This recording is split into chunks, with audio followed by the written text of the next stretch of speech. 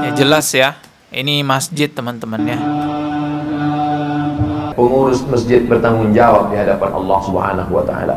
Ingat, kita akan ditanya. Kalau Bapak ditekan oleh konglomerat, pejabat, orang kaya, Bapak buat surat pengunduran diri. Saya yang bertanda tangan di bawah ini, daripada saya harus memasukkan orang kafir ke dalam tempat rumah Allah, saya diamanahkan jadi ketua. Dengan ini saya mengundurkan diri. Saya tak sanggup menghadapi azab Allah di akhirat nanti. Kalau sanggup, laksanakan. Kalau tak sanggup, tinggalkan. Karena bagaimanapun ini amanah, harus dijaga.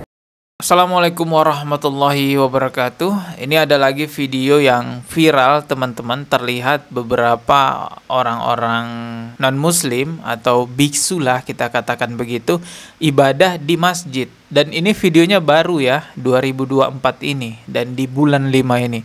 Nanti saya akan kasih tahu mereka beribadah di masjid dalam rangka apa, karena memang sudah ditulis oleh beberapa media online. Contohnya ini teman-teman ya. Nanti saya akan bacakan. Sebelumnya kita lihat dulu nih videonya.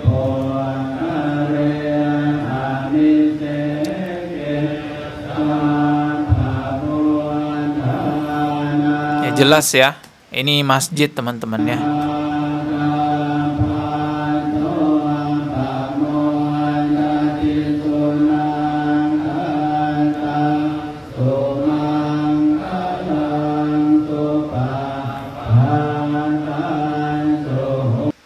Ya kita nggak ngerti bahasanya apa, cuman kita tahu bahwa ini adalah sebuah ibadah teman-teman.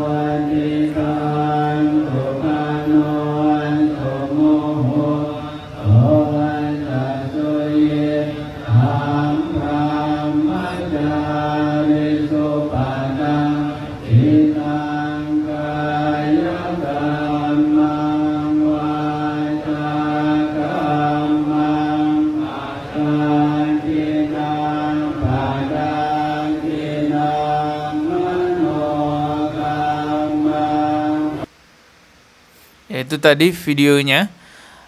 Coba kita lihat penjelasan di berita online. Apa maksud mereka datang ke masjid dan ibadah di sana?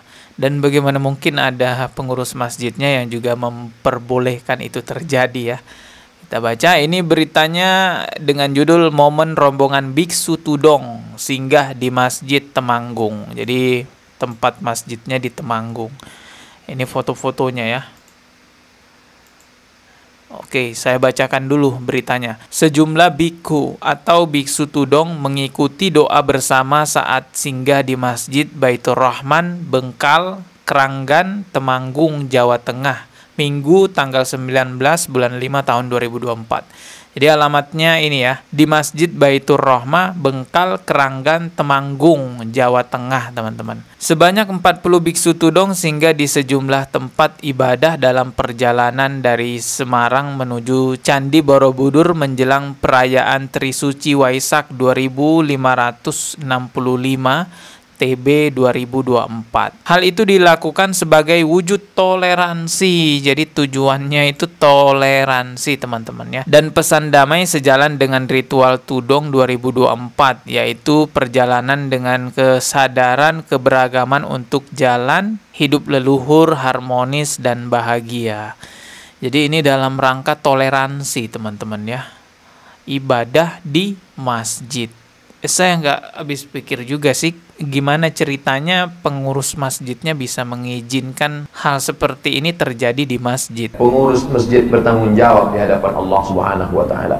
Ingat, kita akan ditanya. Kalau Bapak ditekan oleh konglomerat, pejabat, orang kaya, Bapak buat surat pengunduran diri. Saya yang bertanda tangan di bawah ini, daripada saya harus memasukkan orang kafir ke dalam tempat rumah Allah, saya diamanahkan jadi ketua. Dengan ini saya mengundurkan diri. Saya tak sanggup menghadapi azab Allah di akhirat nanti. Kalau sanggup, laksanakan. Kalau tak sanggup, tinggalkan.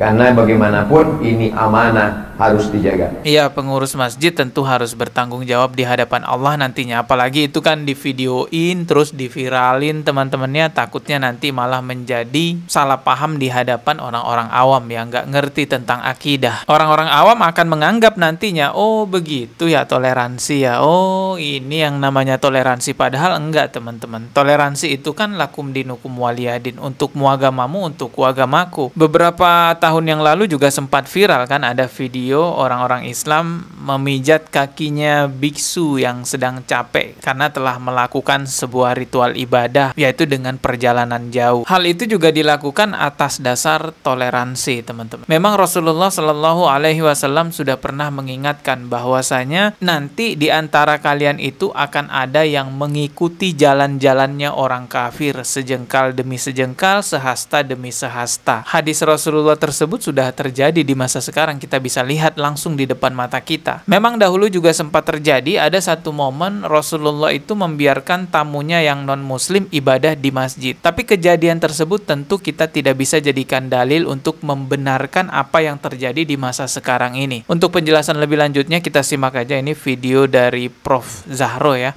Ini adalah Kiai NU ya. Coba kita simak videonya. Gimana hukumnya non-muslim beribadah di dalam masjid? Ada ustadz yang menjelaskan bahwa dulu Nabi SAW pernah punya tamu para pendeta dari Najran untuk berdialog dengan Nabi. Setelah itu mereka mau melakukan misa di dalam masjid, sama Nabi dibiarkan saja. Baik. Memang kita harus banyak membaca ya. Kalau baru membaca satu bagian dari ajaran Islam mungkin ada pendapat begini. Iya, Nabi SAW dalam perjanjian Najran itu memang mengizinkan perjanjian dengan orang Najran ya, membiarkan orang non muslim ini misa, Nasrani ini misa atau beribadah di masjid. Tapi kemudian ditegur oleh Allah Subhanahu wa taala, surah At-Taubah ayat 28, a'udzubillahi minasyaitonir rajim, ya ayyuhalladzina amanu innamal musyrikuuna najasun fala yaqrabul masjidal harama ba'da 'amihim hadza. Panjang ayatnya. Hai orang-orang mukmin, orang-orang yang beriman, ketahuilah bahwa orang musyrik itu najis, maka jangan boleh dekat dengan masjid. Memang yang disebut waktu itu di ayat ini Masjidil Haram setelah tahun ini. Jadi apa yang dilakukan Nabi SAW itu benar memang karena Nabi yang melakukan, tapi kemudian direvisi atau ditegur atau dinasah oleh Allah SWT melalui firman-Nya dalam Al-Quran. Ya, jadi memang pernah Rasulullah itu membiarkan tamunya yang non-muslim atau orang kafir untuk beribadah di masjid. Tapi kemudian kata Prof. Zahro, Allah Subhanahu wa taala menurunkan wahyu memberi penjelasan kepada Rasulullah. Jadi poinnya di situ teman-teman ya. Coba kita simak lagi videonya. Setelah itu tidak lagi. Dan para ulama tafsir dan fikih seluruh dunia menyatakan bahwa walaupun di ayat berbunyi Masjidil Haram, tapi kemudian ini dzikrul juz min iradatil kull ya, menyebut satu masjid tapi digunakan dimaknai untuk seluruh masjid. Itu. Jadi sejak ayat itu turun tidak lagi boleh. Ya itu teman-temannya, jadi kita tuh nggak ada masalah juga sama orang-orang Buddha ataupun orang-orang non-muslim lainnya. Ya memang aturan agama kita seperti itu, bahwa kalau urusan agama ya untukmu agamamu, untukku agamaku. Jadi toleransi itu bukan menggabungkan dua ritual agama ataupun dua kepercayaan agama ataupun menggabungkan dua agama. Kalau menggabungkan itu namanya bukan toleransi melainkan kolaborasi. Kalau toleransi itu ya cukup untukmu agamamu, untukku agamaku. Biarkan mereka melakukan ibadah mereka sesuai kepercayaan mereka, dan biarkan kita juga melakukan ibadah sesuai kepercayaan kita tanpa ada yang mengganggu satu sama lain. Nah itulah yang namanya toleransi. Kalau digabungkan keduanya ya kolaborasi namanya. Dan surah Al-Kafirun itu menjadi dalil kuat bahwa dalam urusan agama Islam itu tidak bisa dicampur dengan yang lainnya. Islam itu tidak bisa dikolaborasikan dengan agama-agama lain dalam urusan agama, dalam urusan akidah. Di luar urusan agama, di luar urusan akidah, ya tentu kita harus menjaga hubungan baik dengan orang-orang kafir. Dan orang-orang kafir yang baik, yang kita sebut dengan kafir zimmi itu, kita nggak boleh menzoliminya. Kita sebagai muslim menzolimi kafir-kafir yang baik, itu juga berdosa, teman-teman. Jadi jelas ya, orang Islam itu tidak membenci kafir-kafir yang baik. Salah satu cara kami menghormati orang kafir yang baik ya membiarkan mereka ibadah sesuai dengan kepercayaan mereka. Saya rasa sudah jelas semuanya. Ketemu lagi di video berikutnya. Subscribe dan juga loncengnya ditekan sebagai notifikasi. Wassalamualaikum warahmatullahi wabarakatuh.